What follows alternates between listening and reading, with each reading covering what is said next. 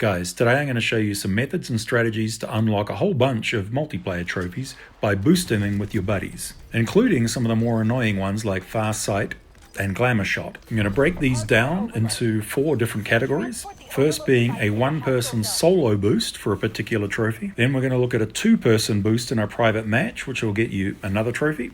And we're going to cover how to do a 4-person boost. And finally, we're going to cover a 12-person boost. And I'll show which trophies go best with which modes and why. This sounds like it might be useful to you, then stick around. Okay, the 1-person solo boost first. You can use this to unlock the maximum Overdrive trophy/achievement. This is for overclocking a field upgrade, tactical, lethal, and any 3 score streaks, and having them equipped all at the same time. Now normally you'd have to use those field upgrades, tacticals, lethals, and score streaks in matches to level them up before you could overclock them. I'm going to show you how you can cheese this though. This will obviously get patched, so if you want to do it this way, then do it quick. So you're going to go to the private match screen. Once you're in the private match setup, then you're going to go to your loadouts. Now, because this is a private match, all of the unlocks are unrestricted, including our overclocks. So now we're just going to go and overclock them all. Select your field upgrade, doesn't matter which one it is, and then select the overclock button and select any overclock there. Now do the same for your tactical and your lethal. So now we have our field upgrade, our tactical, and our lethal all overclocked and equipped at the same time. Time for score streaks. Doesn't matter which 3 score streaks you have equipped, just make sure they are equipped with a little blue tick, and then go ahead and overclock each one of those. I'm going to do the RCXD next, and finally the UAV. Okay, up next is the 2-person boost method in a private match. This one's useful to unlock the Pathfinder achievement, which is for getting a direct hit kill with a needle drone. Obviously, you're going to go select private match. Do check out your weapon loadouts to make sure you have the needle drone equipped, and use danger close maybe if you want 2 of them, just in case you screw up the first one. I chose Hardpoint for the mode, but it really doesn't matter. And then I used Express for the map, because we're going to meet up on top of the trains where it's a nice, easy, clear shot. Okay, so you need to go down to Team 2 and invite your buddy. Once you're both in the lobby, it's time to start the match. When you spawn into the match, you and your buddy are both going to run towards those trains, climb up on top of the train, and the one going for the trophy is going to pull out the needle drone. Now there is a trick to this to get it into manual flight mode. You're not going to tap the right bumper, you're going to hold the right bumper down. This brings up the manual versus automatic mode menu, then you're going to use the right stick to switch to manual mode. And you're going to line her up and fly that drone straight into your buddy, thereby unlocking the trophy/achievement. These private match methods get patched sometime in the future, and they probably will. Then you'll just have to use the 12-person method shown later in the video. Okay, a 4-person boost using Gunfight mode.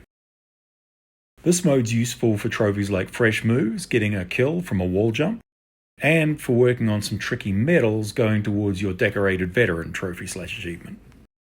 So you are going to need 2 hosts, and both of the hosts should be located in a fairly similar area geographically. So both in the UK or both somewhere in the US fairly close. You're going to want to make sure cross-play's off for everybody involved, as this helps limit the pool of players we could match up against during matchmaking. You're then going to have 2 other people join up in a squad with those 2 hosts, which means you'll now have 2 2-player teams.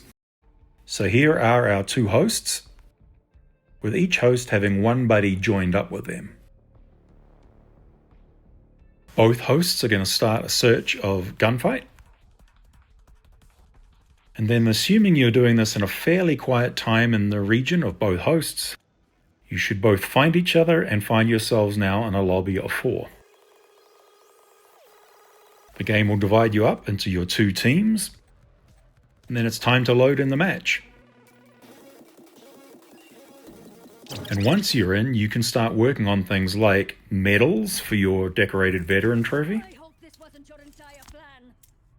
or getting a kill during a wall jump for fresh moves.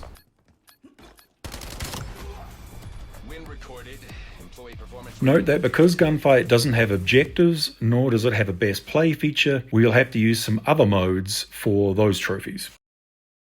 Which brings us to the 12-person boost in public hardcore overload or hardcore hardpoint. Hardcore because there's less people generally playing that mode, so we used hardcore overload to unlock trophies like Glamor Shot for best plays, Farsight for using the Gravemaker, and fresh moves for wall jumps. Overload's a good mode for this because it allows you 2 best plays per match and 2 Gravemakers per match, meaning you can move through your list of people who need the trophy fairly quick. Hardcore Hardpoint is useful, on the other hand, for objective-based trophies. So again, here things like it's a legitimate strategy for getting 3 defensive kills without ever leaving the objective, and also some misc ones like Archenemy, killing your nemesis 10 times, and Not on My House, using the Drone Hunter.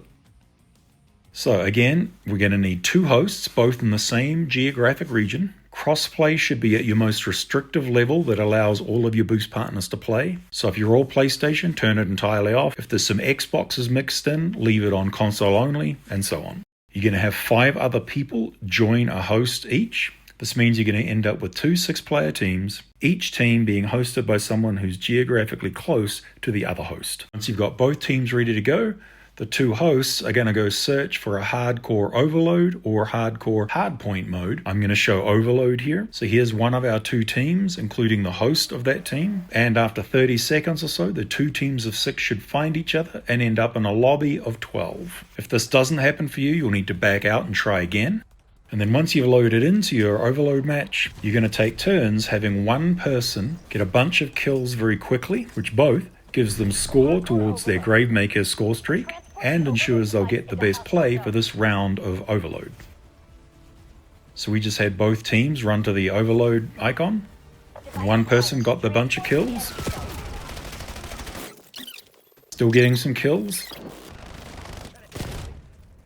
So those kills will have ensured the eventual best play, and have earned enough score streak now that the person going for the trophy can use the Gravemaker. And all the time while these kills are happening, one of the 2 teams is continually picking up the overload device and delivering it to the destination. Do that 4 times, the round will end. And here's the first of our 2 best plays in this match. Then we repeat with a different person for the second half of the match, enabling them to get one of their 3 best plays and their Gravemaker trophy. Okay, now this does seem like a good time to talk about boost logistics in general, but specifically for the 12-person mode. You're going to face 2 problems here: finding the 12 people and then managing the 12 people. So you've got 2 options for finding the people. I would recommend you use a site like PSN Profiles if you're on PlayStation. They have a special dedicated section for boost sessions. Or you can use the comment section below to find some boost buddies. After you've found the people, you're also going to need to manage the people. This is especially important on the 12-person mode. You're going to need to nominate someone out of the 12 to be the traffic cop. This person's going to handle things like who's going next, what they need to be doing, and when they need to be doing it. Without this person, the boss, the jefe, the director, a 12-person session is going to be fairly chaotic. So trust me on this one, nominate a person, have them be the boss. It'll make everyone's lives so much easier. And that's it, guys. That's how you can set up boost sessions in Black Ops 7 and unlock a whole bunch of trophies, including some really quite tricky ones. Hope that helps, and I'll catch you in the next one.